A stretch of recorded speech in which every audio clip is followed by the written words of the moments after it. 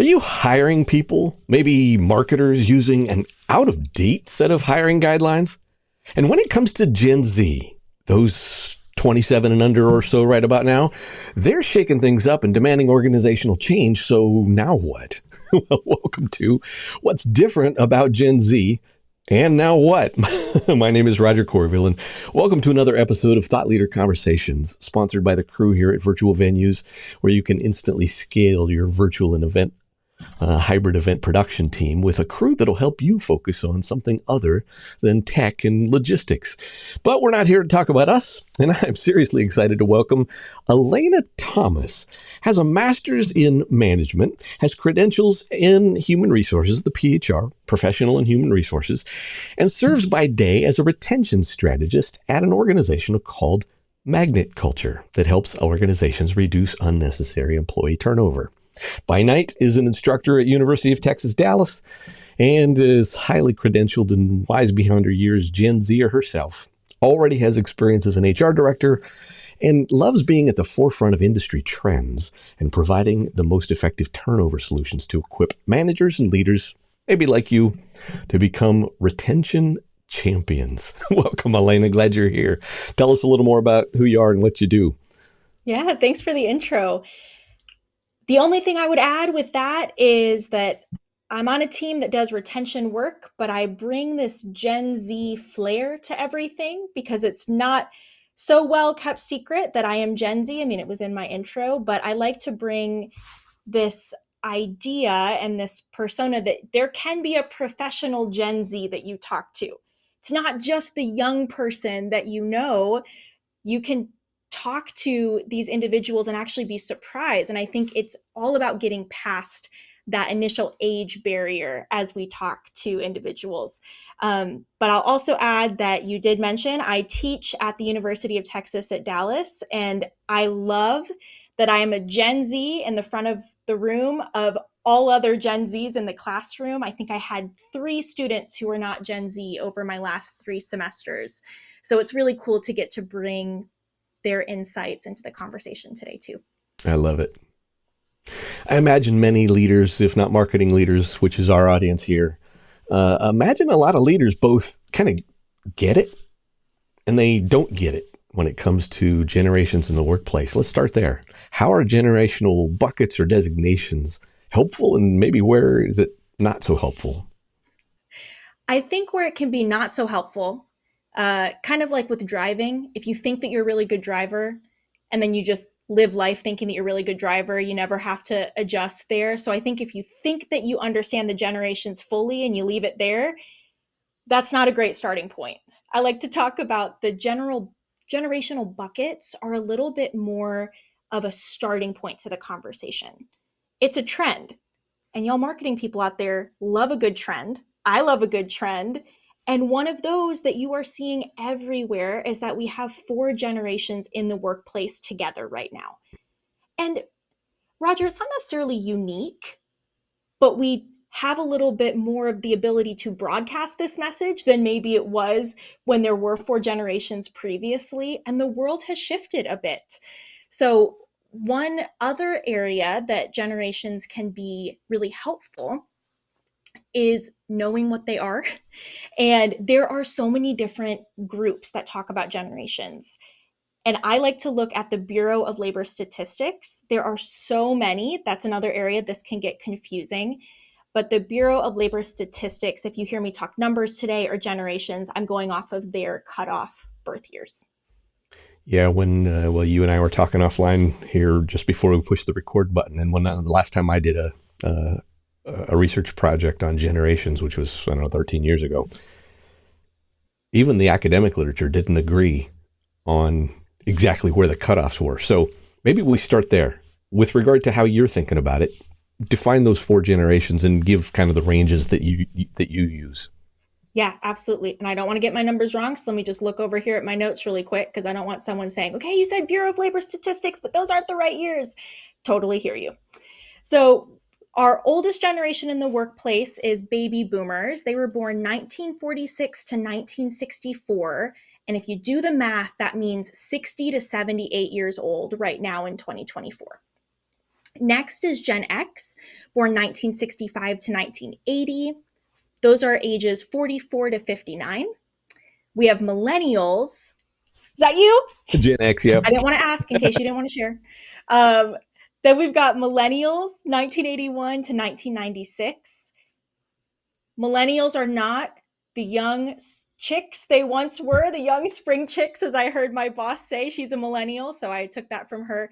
They're aged 28 to 43. That's a huge range. And quick side note there is that I know a lot of times people don't want to be grouped with, don't, if you're 43, do not lump me in with the 28-year-olds. But y'all don't have it as bad as I do because I'm Gen Z, age range 12 to 27, born 1997 to 2012. And I don't want to be lumped in with the 12-year-olds. So this is just another opportunity to say this is where the generational buckets can hurt if we use it as, great, you're in that bucket, here are your characteristics. I think it's helpful to say, what is changing? Why do we have these cutoff years? Usually there's a big societal shift that's happening. Bureau of Labor Statistics is going to be US based, but you can see different generations in different countries, how they might have governing bodies share that as well. So let's talk about one of the risks when we think generations, which would be stereotyping.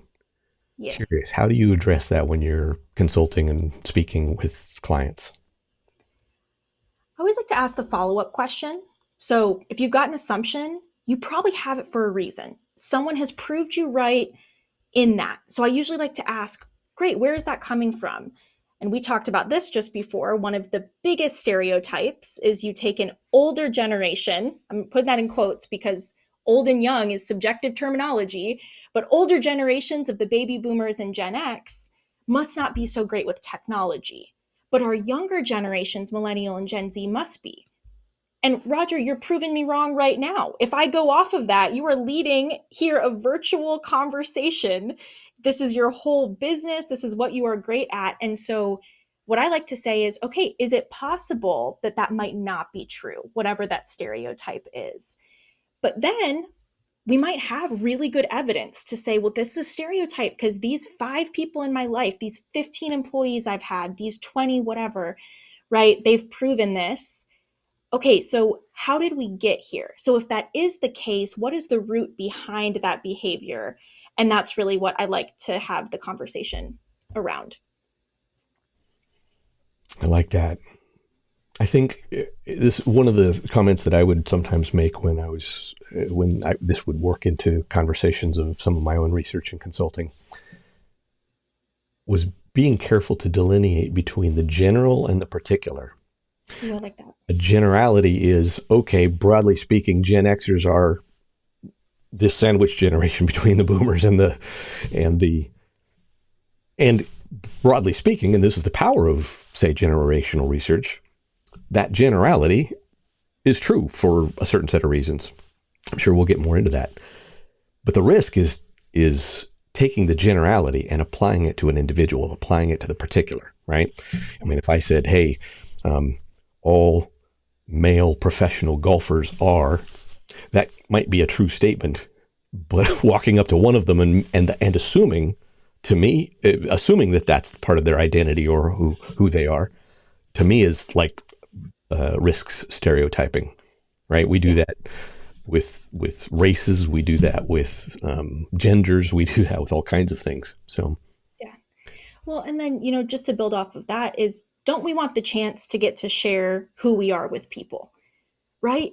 You are going to be, if you want to see someone get offended quickly, you tell them who they are, right? So don't tell anyone. Now, here's, I think, a little bit of the difference here. Gen Z, and I'm guilty of this, if you come up and tell me who I am, I have more language and resources around to defend back and to use my voice because I was raised, and other people might not have been raised this way, but me and many of my peers were raised that we have a voice. And this was very different than our parents and our grandparents who were told that don't speak unless spoken to. And when you're at work, like, if authority is the person at the top, Now I can talk to anyone, Right. right? Because I can Teams message the CEO or I can Teams message the director of marketing, right? And so it's just a little bit different. We see, okay, this is how things have shifted a bit. But to get back to I think where this generalization is even, let me say where it's helpful, just to say that again. As a manager and as a leader, you are tasked with being all things to all people with the constraints that you cannot be all things to all people. And so, yeah, you've got to bucket in some way to say, okay, if I work with this group of employees, here's a way that I could better approach and communicate and adjust everything. And this group may be different. Where I'm going to challenge, and what I like to challenge is if you're doing that off of an assumption that you've not yet validated with people, then it could be doing more hurt than help in that situation. Just out of curiosity, I'll ask this question kind of based on an analogy. So, as a professional speaker, I try to learn about my audience, but I can't necessarily ask every individual. I can't give them all a psychometric test going, oh, okay, 38% of my audience is really more the analytical types who want the statistics. Some other percentage are the creatives who want me to tell more stories. So I have to make a certain set of assumptions going in. If a leader does that with regard to going, okay, I'm going to be given an all hands meeting to my division, and there's 400 people in my division on this internal all hands meeting, is it safe to kind of look out and make some reasonable assumptions so that you can attempt to be more relevant, since you can't ask everybody individually who they are? Yeah, I think so. I think you just have to say what the assumption is. So I really think that is crucial for this younger workforce, is saying we want authenticity and transparency. So this is hard because for a long time it was don't let people see behind the curtain or the veil or whatever word is being used. And now we hear break the glass ceiling and break that, and transparency and pay transparency. Oh my gosh, that's a whole other conversation. And I think by leading with here's what I know of the room, or here are some of my assumptions, could be really helpful. As a leading, let's address the elephant in the room. Otherwise, everyone's going to be thinking about it and messaging about it on the side. The speaker doesn't know what they're talking about. They think, right? They can text each other. But if that approach isn't so appealing to a leader, I might say instead, at the end or at the beginning, provide opportunities for people to challenge, ask questions in a format that works for you. Because if you've got a back-to-back day of meetings, you don't have time for someone to hold you after the meeting and ask you questions. But you could say, I acknowledge that what I said today might not work with everyone in the room, or you might have some unique scenarios that you want to talk through. Here's the best way to get a hold of me in that. And I actually recently heard, I'll tell you from my dad, he just had a meeting where he was available to all the newest Gen Z hires at his work. And he is pretty high up in his company. And one of the biggest pieces of feedback from the employee survey, which, we love data, right? One of the pieces of feedback is, I want more access to my senior leaders. And he thought, okay, I've got an hour, right? But I hear that they need more access. And so he made himself available, and he thought that afterwards it went horribly. He was like, I got grilled. I mean, I felt like I wasn't prepared. I don't think I said the things they wanted to hear. And then the feedback that he got from that was, this boosted my trust in my senior leader. I feel like I know what direction we're headed and I can get on board with it. And third, I feel that my voice was heard. And when people feel that their voice isn't heard, that's where we have conflict or turnover. I Right. really think are those two things that we see. So let's drill a little more into Gen Z. Yeah. What adjustments or strategies can employers implement when hiring? How do they make that a successful relationship for the company, maybe beyond what you just shared? Um, Start there. Yeah. From hiring, I think the biggest mistake that I see is, I want to be the most appealing and attractive to Gen Z, but I'm going to go ahead and ask my millennial and Gen X manager what they think is the right approach. And I think that is functionally correct, right? That's how we've always done hiring. We're going to go, who is the expert in the room? It's the person who's hired the most people. We're going to ask their feedback. Great. But I would be very curious to hear, people who are listening to this, what your turnover and your tenure looks like for your Gen Z hires. Is it that they're only staying 2 years or 3 years? Or are we talking months? Because I think what that indicates to me is that we tried so hard to be so attractive to them that we promised the world, and we didn't give a realistic job preview, and we didn't adjust the role. We said what we hoped the role would be, but in reality, we're still doing things the way that they've always been done, but we told them that we want their opinion and they can help us change the workplace. And so from a hiring perspective, strategy here is, if you're trying to attract Gen Z, talk to Gen Z about what is attractive to them. And don't make your other employees feel that their voices and their expertise aren't important, because they do have more experience hiring. They don't want to jump through every hoop to make this the perfect job for one person. It has to work for the whole business. And I think it's the matter of bridging those two and being aware that you might have some differing opinions and preferences from the hirer and the hiree here, and being able to have that conversation. So great, here's the data that we have from Gen Z. Great, here's the data that we have from the hiring manager. And especially for our marketers in between, or recruiters, or anyone that's working on that employer brand out the door, how do we make sure that both of those messages meet and provide a realistic view? Just out of curiosity, particularly since you've accomplished a good bit here in your life already, have you encountered any challenges related to age discrimination, and if so, how did you overcome them? Yeah. I think right now is the first time that my job makes my age a credibility. Let me reword that. This is the first time that my age has added to my credibility in a job, because I get to say, without hiding it, what my age is. And both in the classroom setting, I am the youngest professor that many of my students have ever had. And at first, they look at me, they're kind of staring me down. Does this person know what she's talking about? And by the end of this semester, they're saying that what I brought was relatable and was up to date. I'm often updating my presentations and my slides the week before with the most recent information, right? All of that. Now, I've always done that, but the perception that I couldn't stay up to date with trends, and the perception that I didn't know what I was talking about and didn't have any experience, got in the way of me being able to have that conversation and share that big idea with someone. And so with Magnet Culture, I get to speak as Gen Z about Gen Z. And I get to say, I do not have as much experience as all of you here in the room.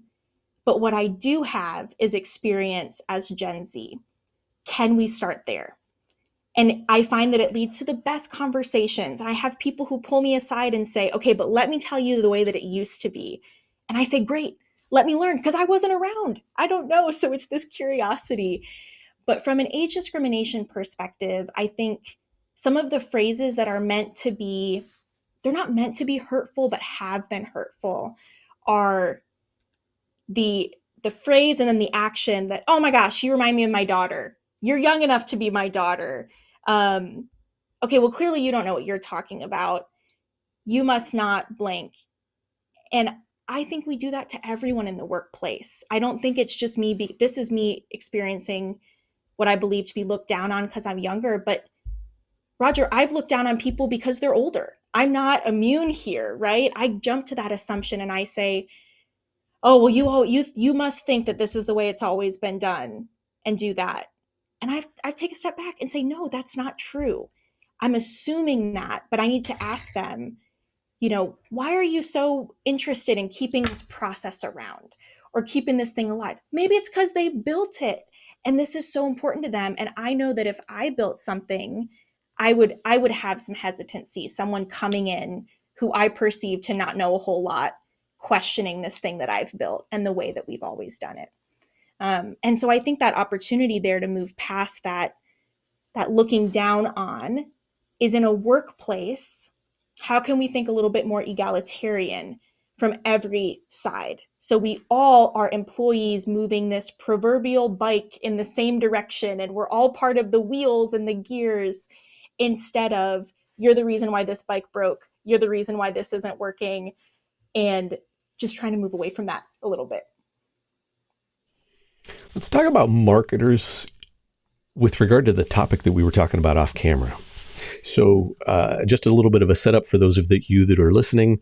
I used to follow a guy who tracked marketing technology, and each year would put logos in different categories on a slide with regard to companies who had software applications where the target market for the software application was senior marketers and marketing departments. Well, over the years, it got to be north of 3,500 logos, and he had them all shrunk down really tiny. And one of the things that, and the reason that relates to me, and one of the reasons I was talking with Alayna about it, because I think it really relates to this discussion about Gen Z, is because one of the things, my background being training trainers, people learn differently, not just in terms of, learning preferences, but they relate to the process differently. And this is a very large generalization, but for traditionalists and boomers and maybe even a lot of Xers, the pattern of learning was you go learn it and then you go apply it, right? I had to go to school, I had to learn this thing, and it's almost like the division between digital natives and digital immigrants, right? Some people are really comfortable just jumping in and learning as they go and just pushing buttons. I remember trying to help my grandma use her Windows computer, and she was wanting a training course before she even opened the thing. I'm like, Grandma, just start pushing buttons. You can't mess it up. And there's an undo button. Right? What? And so it was just that's a personal example in a context. But I know that Gen Z is kind of unique, even maybe relative to millennials, with regard to how they learn and how they get in and might explore technology, given that technology is part of every marketing department. Yeah. What's different about Gen Z in this case? Yeah, from a work perspective, Gen Z only knows a work world with smartphones. So millennials, you saw that wide range. I told you 28 to 43. So you have some older millennials who did know a work world without smartphones. And now you've got Gen Z. And I have to tell you, I think that I only scratched the surface with technology and education at my age. And I've got two younger siblings, and they know tremendously more than I do and are faster than I am. So I already get a bit of oh, okay, there's a little bit of difference here between how we learned. I'll say from a curiosity perspective, I like to believe that everyone's curious to some extent about certain things. And I have seen such a curiosity in Gen Z to acquire skills that they need. So if I had a supervisee and I told her, hey, I need you to learn our HRIS. I need you to learn this so that you can do payroll. She learned it in a week. And it took me 3 weeks of reading the manual and doing this. And she said, oh, I attended this training course. I follow their newsletter now on LinkedIn, and I watch 15 YouTube videos. I think I'm ready to go. And I think it's this, again, I think I talked about resourcefulness earlier. It's like this resourcefulness. And then from the college student perspective, I can't speak to a high schooler that just goes right into the workplace with this specific example. So if you are hiring college educated individuals, their resumes are looking pretty different than they used to look. The students that I've helped and mentored through this, my marketing students especially, the top of their resume is like 5 lines of technology that they know. And it is things from HRIS and full on CRM to Canva. And I have this certification in this specific thing. I know how to make content for social media, and they know marketing at so many different levels. So if you don't see the skill that you're looking for on the resume, I would really encourage you, especially if you're struggling to find talent, to just ask them if they would be willing to learn that before their first day. And I bet you that that young hire will say yes, because there's this resourcefulness and this ability to learn. Are there any tools, Roger, that you have had to learn now that you wish you could have learned earlier in your career? I ended up in technology really early, in part because my first career was as a musician. And That makes sense with your background. yeah, well, if you're just looking, Yep. I got a couple guitars hanging on the wall behind me. Yeah, so I was going to pursue my fame and fortune as a songwriter. The very earliest music software was on the Mac, which is how I ended up a Mac user as opposed to a PC user. And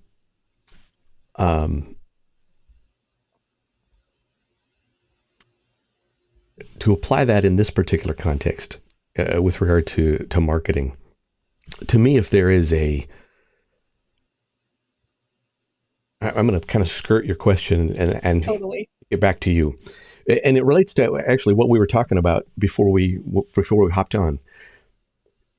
A traditional past, just a traditional kind of like job description would ask for, if it was necessary for the job, would ask for something at a specific, something specific like Salesforce.com, CRM. And to me, that curiosity that you were just talking about with Gen Z is like, oh yeah, no, I've never used Salesforce.com, but I've used Notion, and I can jump in and learn it in a week because I can watch YouTube videos and stuff.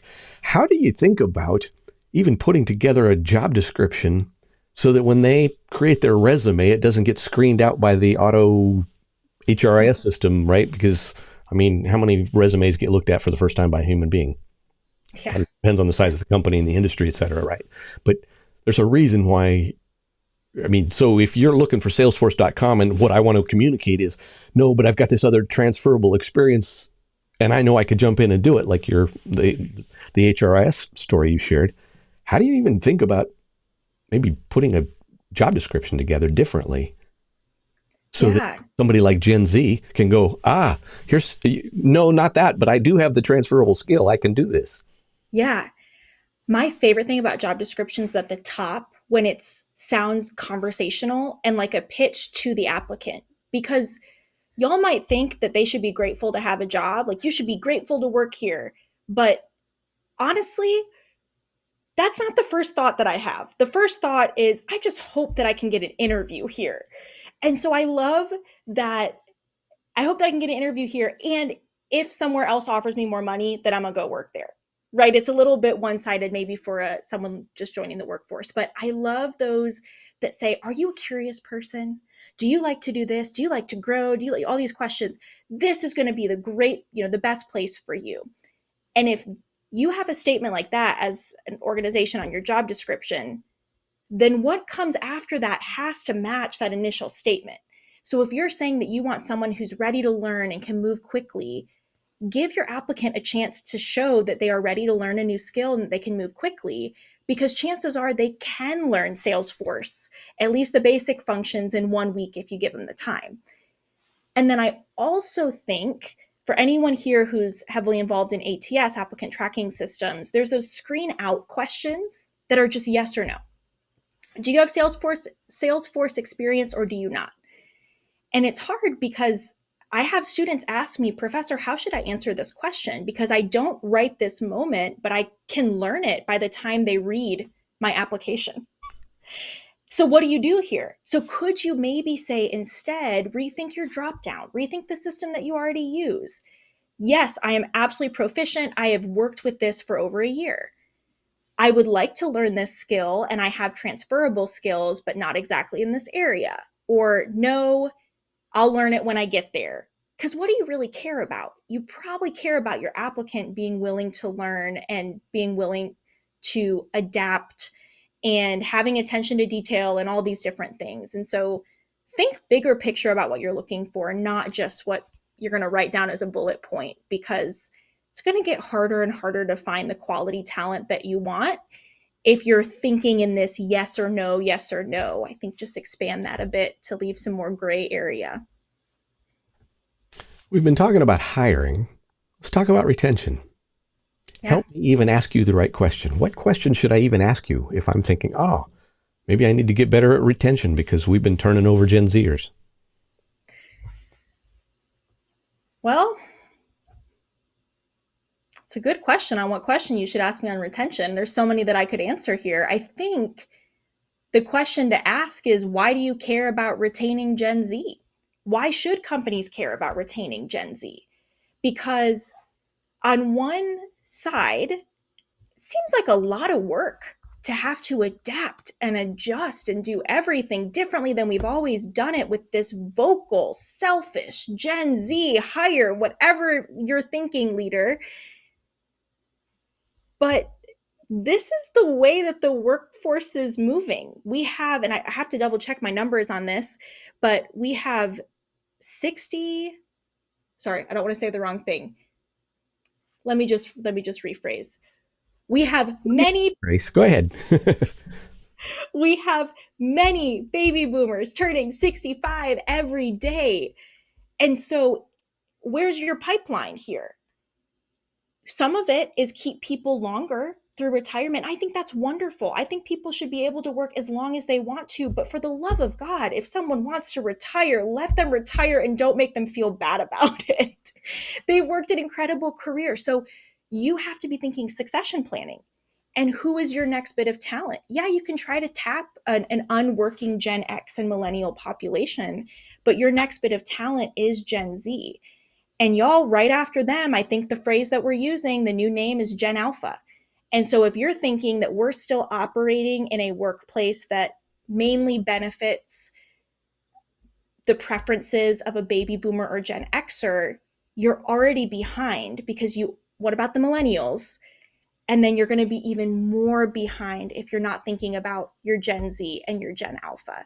So this is the future, whether you want it to be or not. And I think some of the things that we've talked about here are, one, you've got to check that assumption.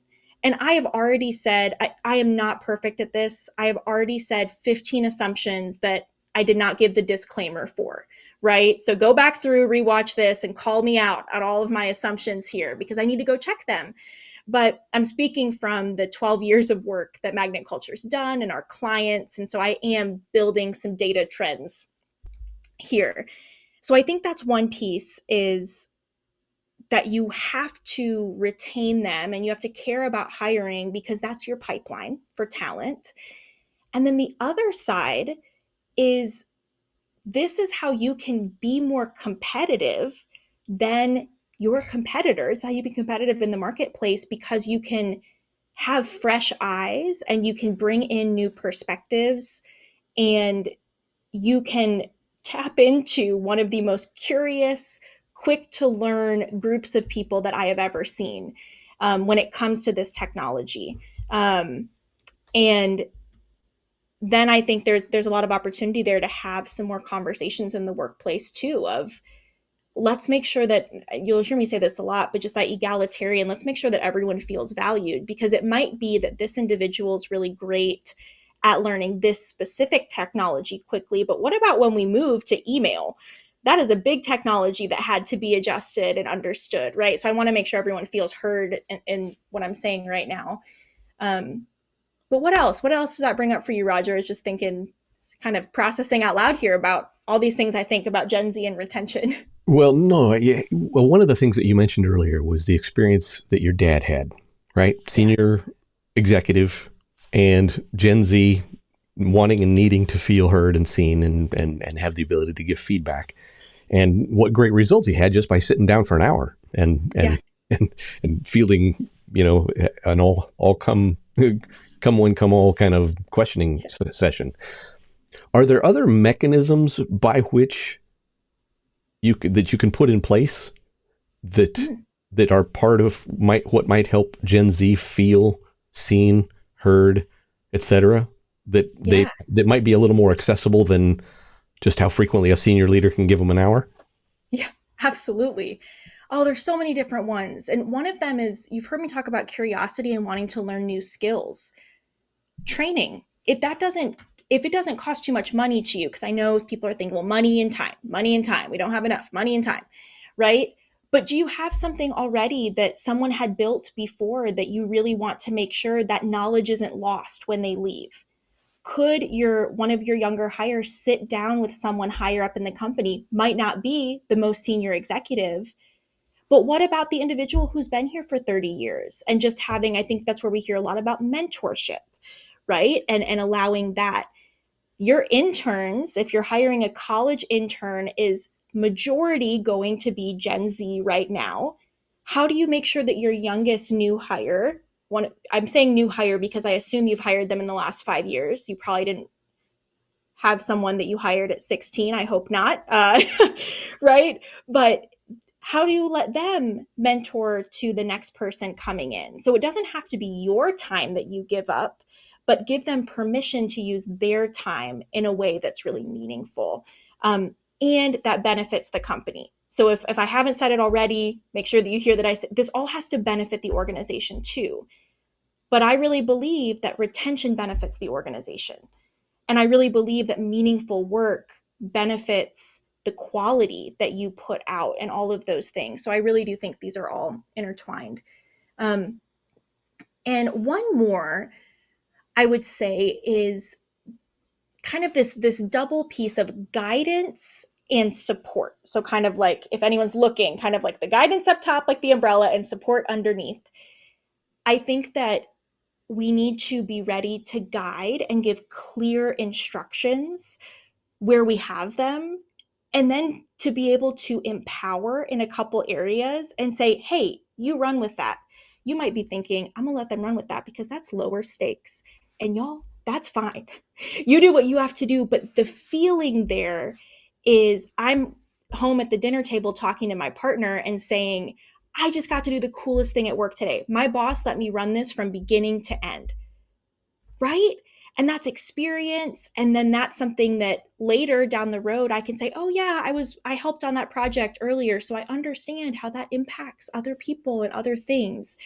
So I just think there's so many opportunities here. And I could go on and on. I know I'm giving more general, but I think take what I'm saying and apply it to if you've got a very specific thing, where are you short on time? And how can you get any employee who's longing for more value, and more input plugged into that specific thing? As you were talking, one of the things that came to mind for me was the uh, the nature of online asynchronous collaboration, right? Like Yeah. Microsoft Teams or Slack or something like that. So, like our little company's got a dozen people. We technically have an office in Portland, Oregon, but only 3 people go into the office, and we got people scattered around the country. And we live in Slack, right? But Hmm. celebrating birthdays there, and there's a sense of connectedness that provides a bit of community. And you could easily, in Teams or Slack or something like that, also provide places where feedback could be given, or you're posting something in a way that others can see it. Meaning, I think you could configure that in a way that would help people probably very comfortable with online, Yeah. collaboration like that. Um, If yeah. I can add something that made me think of one of the organizations that I worked for had over 120,000 employees. And so many of them being hourly frontline workers. So those who they don't live at work. This isn't this is a shift during the week. And so how do we communicate? And so we had a whole team dedicated to internal communications. I'm sure many of you have that as well. And if you're a small company, then that falls under the responsibility of one person rather than 15, right? And one of the things that they did that caused a lot of heart, not heartache, a lot of pain points for HR was their open comment policy. Maybe not policy, but the people were allowed to comment on anything on Slack, on the intranet, all of that. And we put that little HR policy, put your HR hat on, that it said when you post, you are, saying that you are in compliance with these guidelines because this could impact your employment. But a lot of times it still met the guidelines, but it wasn't necessarily creating the culture that we wanted. So we asked our head of communications, why can't we just take this down? Why can't we just take this down? And I'm even saying this as someone who loves to give feedback, but I'm seeing this is, we can't make changes based on all this feedback, right? And she said, what we have found is when we don't have this open, when people can't comment internally, they comment externally.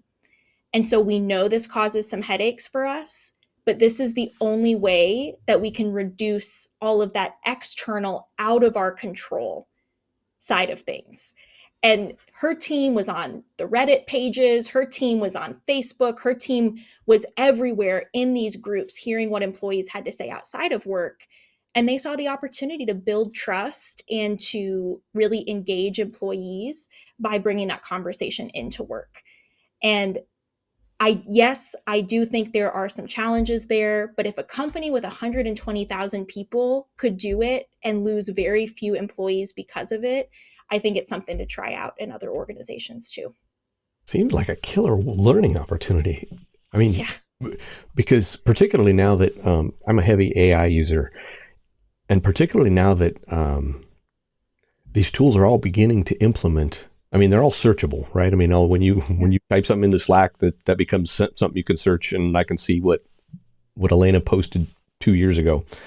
Yeah. But now you can do analysis with AI, meaning you could set up a query that would say what are the, not just what are the most frequent or whatever, but you could investigate that as a data source in terms of better understanding your workforce in a powerful way, and a whole lot easier if it was internal as opposed to external. And it's free. And if the question is about time, you just answered it. Pop that sucker into whatever your AI platform of choice is. A lot of times, people, leaders will say, we can't really get employee feedback because we don't have time or money for employee survey. And we don't have the team for that. We don't have the bandwidth, whatever language you're using. And this is such a great opportunity to get that feedback. Because here's the thing, you're going to get it whether or not you ask for it. So same with how I said earlier in the conversation about how can a leader make an assumption and speak to an entire room, all hands meeting with that assumption, right? Because they don't have time to go talk to each person.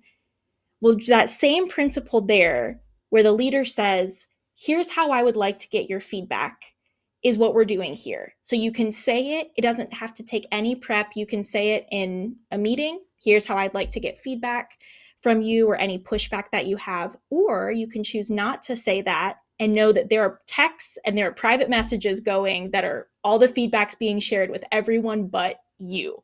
Right. And that's the worst feeling, when you're the last to find out that there's feedback that was for you that was shared with everyone else. Yeah, that just got my brain spinning because I'm working on my doctorate.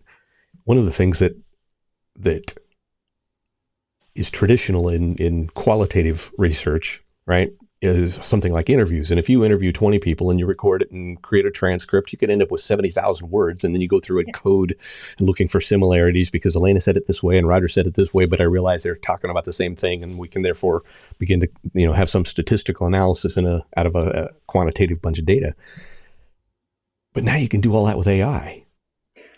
And so what would have been, I don't even know how many hours of a project to just kind of go through everybody's comments and kind of start to see patterns and similarities with regard to those comments. AI could just save you an immense amount of time, and it takes everybody's stuff into account. I don't know. It'd be beautiful. Two final questions here as we wrap up. How is Gen Z similar or different to other generations with regard to their desire for workplace flexibility? It's a hot topic question right now, because it's easy to assume that Gen Z doesn't want to work based on some of the, they don't want to come into the office. I think we're hearing a lot of that. But I want to give a little shift, societal shift here. And millennials came to work, so 28 to 43, came to work. They're also known as Gen Y. And I like to say Gen WHY because millennials were known for asking a lot of questions. Why do we do it that way? Why haven't we done it this way? But millennials have been in the workplace for a little while, and I see an immense patience and dedication to change because they've been there and they've asked these questions over and over. And so then you've got Gen Z coming into the workplace. Okay, I'm ready. I'm ready. I finally got the job. It's a very competitive market for mid-level jobs right now, entry level, for college degreed workers. And I come in, I'm ready to share all my feedback. And I'm not going to ask why. I'm just going to tell you what I think we should do.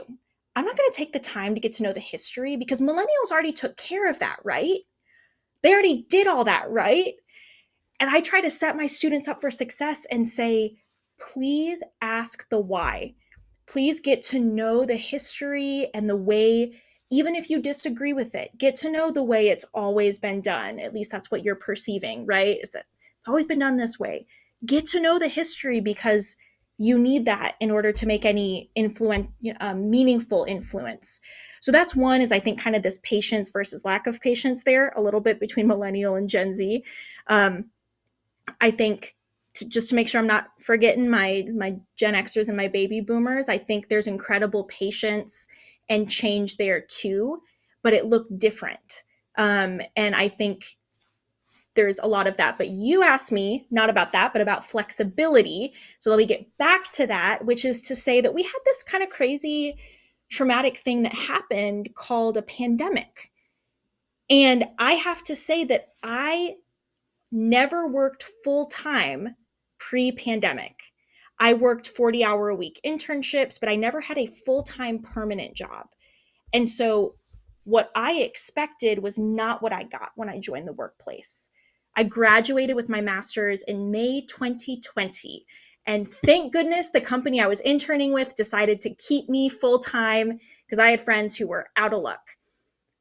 But for me, the only work experience that I have that's been permanent has been a flexible work arrangement. And actually, I wanted to go into the office, but our office was shut down. I was longing for connection and collaboration, and I couldn't have that. But then I learned I actually could. Like you said, I could have that through Slack and Teams and virtual meetings. And I'm one of the oldest Gen Z. So imagine everyone behind me, what examples they had for the work world. And for the longest time, the message was we can't do that, right? We don't know that someone's being productive if they're at home. I mean, all the arguments everyone here has heard. But then there was this big thing that realized we not only can that happen, but we can make that change happen quickly. So why do we need to be patient? Why do we have to ask the way that it's always been? Because that's no longer relevant because you change things immediately when this big life-shifting event happened.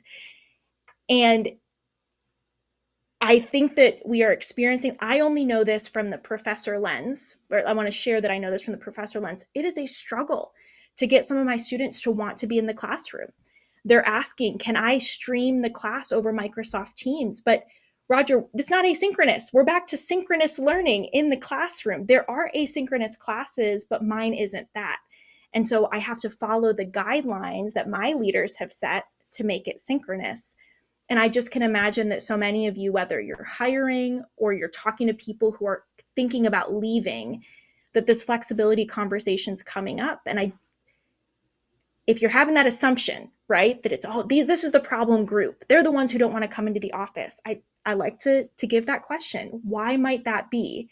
And have you considered the expectation that they might have had for their first job, with many jobs going remote and hybrid, right when they were going to start working? Well, you just made me think of something because my specialty was teaching presentation skills, virtual facilitation skills, mostly in learning and development, right? Training trainers. And I wrote 4 books, and all of that will get you a latte for $4 or $14 these days. Yeah. the challenge with one of the critical distinctions between synchronous and asynchronous is that if my learning environment is a whole bunch of talking at me, then what I've been enculturated into is, why do I need to sit here for 2 freaking hours? As opposed Can't I just 2x that? Can't I get the recording and 2x that speed later? Yep. Yep, exactly.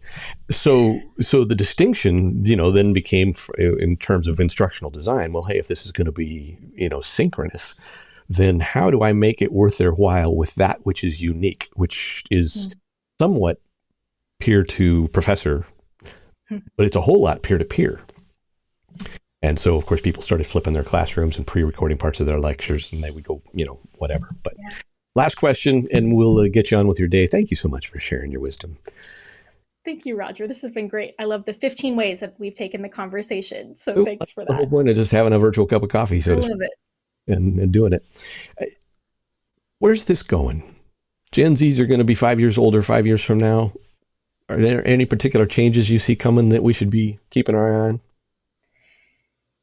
I could talk about this for a long time. Keep it succinct. Is that Gen Z are in this emerging adulthood stage of life right now where their prefrontal cortex is still developing.